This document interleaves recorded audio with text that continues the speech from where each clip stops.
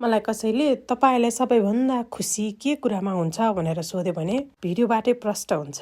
आफ्नो मेहनत समय लगाएर रोपिएका यी फूलहरू ढकमक्क फुलिदिँदा, सानो एउटा बिरुवा फस्टाएर गमला भरि भइदिँदा, थरी रङ्गी बिरङ्गी भएर फुलेका यी फूलहरूले संसारको सबै खुसी दिन्छ फूल प्रेमीको लागि।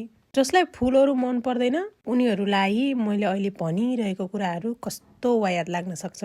केही नपाएर फूलले चाहिँ खुसी दिन्छ अरे, त्यही फूल मात्र रोपेर बसे भइहाल्यो नि भनेर भन्ने साथीहरू पनि हुनुहुन्छ होला। अनि कतिजना फेरि यस्ता साथीहरू पनि हुनुहुन्छ जसलाई मैले भनेको कुरा ठ्याक्कै आफ्नै कुरा भने जस्तो लाग्ने के। त्यसैले त भनिन्छ हामी हरेक फरक छौँ, हाम्रो सोच फरक छ, हाम्रो इच्छा चाहना पनि फरक छ। मलाई भने यी फूलहरू हेर्दा स्वर्गीय आनन्द हुन्छ, संसारकै सबै खुसी पाए जस्तो।